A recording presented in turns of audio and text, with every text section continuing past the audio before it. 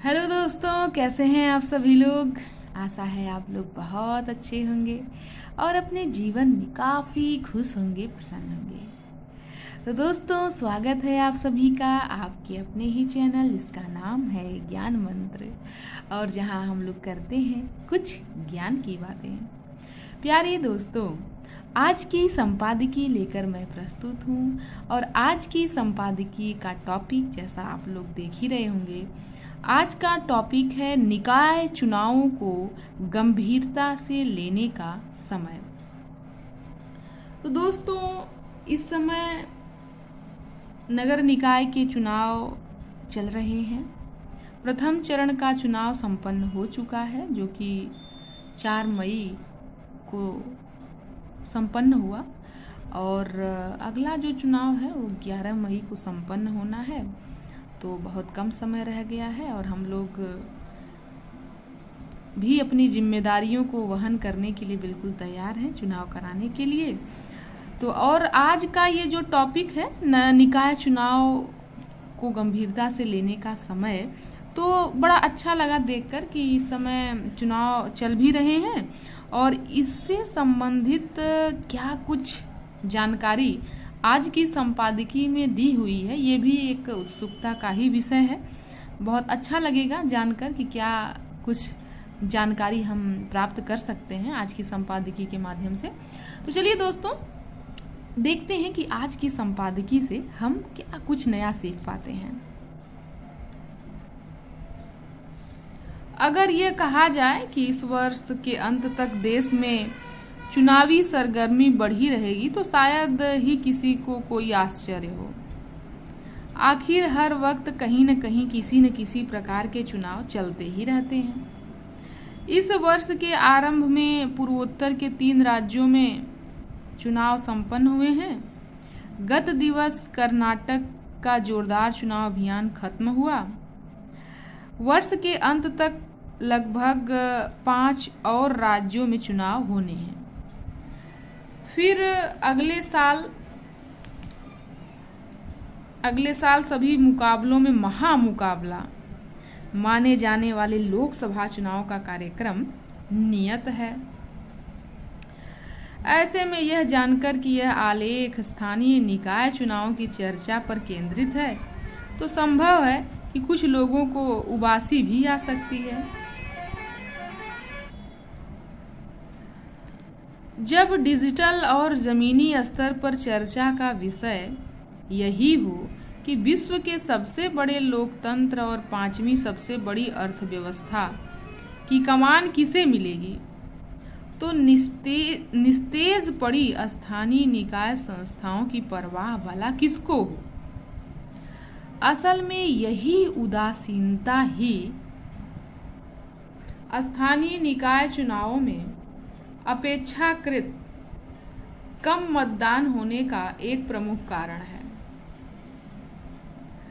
हमारे त्रिस्तरीय लोकतंत्र में तृतीय स्तर पर स्थानीय निकायों की संकल्पना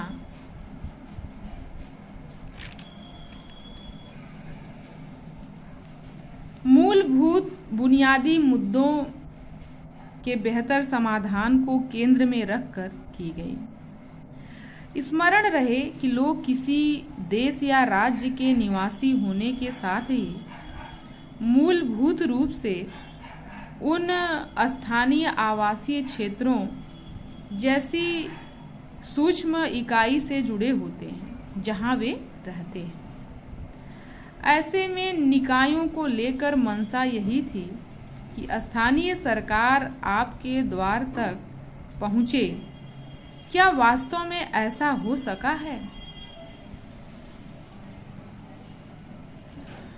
हमारे शहरों के बढ़ते आकार को देखते हुए नगर निगम पार्षद वार्ड में आबादी का दायरा 30,000 से 50,000 के बीच पहुंचता दिख रहा है। ऐसे में प्रत्यक्ष जुड़ाव की बात भले ही ग्रामीण क्षेत्रों में अभी भी कायम हो, लेकिन शहरी स्तर पर यह कड़ी खासी कमजोर हुई है। इसका समाधान चुने हुए पार्षदों की संख्या बढ़ाने में नहीं हो सकता। आबादी के लिहाज से देश के सबसे बड़े राज्य उत्तर प्रदेश में इस समय निकाय चुनाव चल रहे हैं। इसमें मेयर, चेयरपर्सन और पार्षदों के पदों के लिए करीब 20,000 प्रत्याशी चुनकर आएंगे। ऐसे में इस संख्या को और बढ़ाने का कोई कारगर लाभ होता नहीं दिखता। असल में चुने हुए प्रतिनिधियों का प्रदर्शन और स्थानीय निकायों की क्षमता ही हमारे शहरी जीवन में सबसे बड़ी व्यथा है। हमारे शहर आर्थिक वृद्धि के इंजन हैं।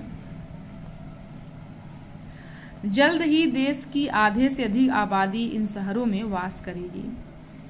इन शहरों की दशा सुधारने की दिशा में पहला कदम तो यही उठाना होगा कि स्थानीय निकाय चुनाव मतदान में भारी बढ़ोतरी हो। इसके साथ ही जनता की सहभागिता को केवल चुनाव में भागीदारी तक सीमित नहीं किया जा सकता। ऐसे में प्रबुद्ध नागरिकों से यही अपेक्षा है कि वे विमर्श की शुरुआत करें, एजेंडा निर्धारित करें और नेताओं एवं जनप्रतिनिधियों को जवाबदेह बनाएं। ऐसी कोई प्रत्यक्ष समस्याएं हैं जिन्होंने समूचे शहरी परिदृश्य को अपनी चपेट में लिया हुआ है। इनकी थाह लेने के लिए आपको आर्किटेक्ट या नगर नियोजक होने की आवश्यकता नहीं। उद्वेलित करने वाला कचरा प्रबंधन, काल बाह्य निकासी तंत्र और अक्षम सीवेज प्रवाह परिशोधन क्षमताएं बड़ी दुखदायी हैं। ये अभिशाप हमारी प्रगति को अवरुद्ध कर हमें ऐसी शर्मनाक परिस्थितियों में रहने के लिए विवश करते हैं जिसकी सभ्य समाज में कोई जगह नहीं हो सकती। मुद्दे एकदम सीधे सपाट हैं। हमारे नगर निगमों का प्राथमिक दायित्व स्वच्छता के पैमाने पर खरे उतरने का है। इस मामले में निकाय जनप्रतिनिधि अक्सर असमर्थता जताते हैं। निसंदेह वे सर्व अधिकारों से संपन्न भले न हों, लेकिन फिर भी यह प्रश्न अवश्य उठता है कि क्या वे वह कार्य भी कर पा रहे हैं जिनके लिए वे संवैधानिक रूप से सशक्त हैं। बिल्कुल सही बात है कि जो अधिकार उन्हें मिला हुआ है, उन अधिकारों का प्रयोग कर वह क्या अपने कर्तव्य का निर्वहन कर रहे हैं, ये तो मुद्दा बहुत ही सही है। यहाँ बिल्कुल हम लोग यदि देखते हैं, अपने आसपास देखते हैं इन सब चीज़ों को, तो यही लगता है कि चुनाव के समय जितनी ऊर्जा और उत्साह का प्रदर्शन ये प्रतिनिधि करते हैं, यदि जीतने के बाद भी वह ऊर्जा बनी रहती तो हमारा देश आज कैसा दिखता, यह तो बिल्कुल कल्पना का ही एक विषय है। देखते हैं और क्या उन्होंने उनका विजन क्या है? क्या उन्होंने उचित मंचों पर प्रश्न उठाए, सही मुद्दों पर आवाज मुखर की, उचित प्राधिकारी संस्थाओं के समक्ष कारगर योजनाएं प्रस्तुत कर उन्हें प्रयुक्त आवश्यकताओं से अवगत कराया? क्या उनके प्रयासों में गंभीरता और सक्रियता भाव स्पष्ट दिखा? क्या उन्होंने जनता की राय को सही दिशा देने और उसे सत्ता के समक्ष रखने का प्रयास किया? भले ही उनके पास कार्यकारी अधिकार न हो, लेकिन नेता होने के नाते उनसे सामुदायिक एकीकरण की अपेक्षा तो सर्वथा उचित है। वस्तुतः परिस्थितियों के समक्ष घुटने टेक कर निराश होने वालों के बजाय हम स्थितियों का सामना कर समाधान खोजने वाले जनप्रतिनिधियों को प्राथमिकता दें। हमारे नगर निगमों का राजस्व सृजन निराशाजनक है।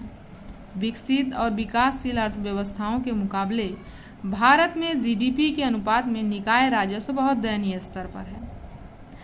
ऐसे परिदृश्य में राज्यों एवं केंद्र सरकार पर निर्भरता स्वाभाविक है और निकाय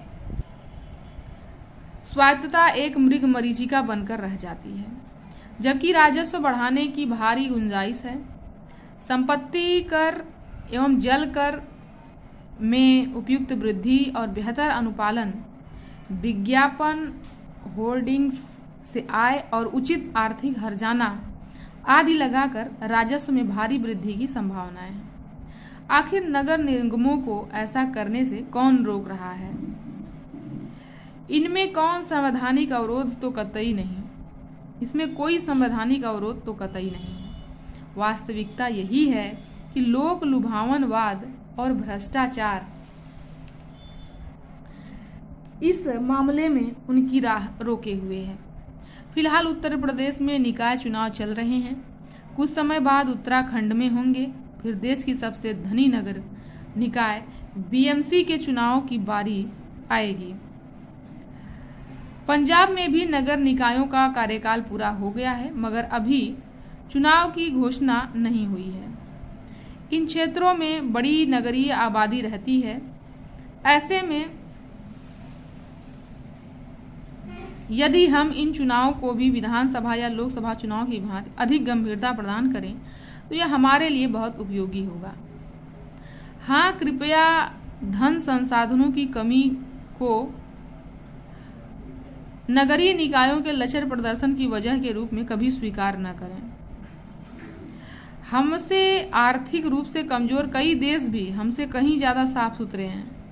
जनसंख्या की दृष्टि से अब हम विश्व के सबसे बड़े देश हैं। इतनी बड़ी संख्या हमारे लिए वरदान सिद्ध होगी या अभिशाप, यह काफी हद तक हमारी शिक्षा, स्वास्थ्य जैसे पहलुओं से निर्धारित होगा। ऐसे में इन प्रश्न का उठना स्वाभाविक है कि जिन बच्चों की परवरिश गंदगी भरे माहौल में होती है, क्या वे कभी आदर्श नागरिक बन सकते हैं? बिल्कुल सही बात कही गई है। आज का यह जो संपादकीय लेख है वह तरुण गुप्त जी द्वारा आज का यह संपादकीय लेख काफी अच्छा आज का संपादकीय लेख था, जिसमें नगर निकायों से संबंधित बातों पर चर्चा की गई है और अंत में बहुत अच्छी बात कही गई थी कि जिन बच्चों की परवरिश गंदगी भरे माहौल में होती है, उन्हें अच्छा वातावरण नहीं मिलता, उनका जो समाज है वह उत्तम नहीं है, वहाँ विचार अच्छे नहीं हैं, वहाँ शिक्षा अच्छी नहीं है, वहाँ ज्ञान अच्छा नहीं है, तो वो उन बच्चों पर क्या प्रभाव पड़ेगा या फिर उस समाज के लोग कैसे होंगे, यह तो बिल्कुल हम लोग विचार कर ही सकते हैं। इसलिए ज़रूरत यह है कि हम अपने देश को, अपने समाज को जितना सुंदर हो सके बनाएं और सभी लोग अपने देश को सुंदर बनाने में अपने कर्तव्य बोध को समझें और तब जाकर हमारा देश एक सुंदर देश बन सकता है। तो चलिए दोस्तों, इन्हीं सब बातों के साथ और आज की संपादकीय लेख के साथ आज की वीडियो को यहीं समाप्त करते हैं। मिलते हैं नए वीडियो में नए संपादकीय लेख के साथ। धन्यवाद।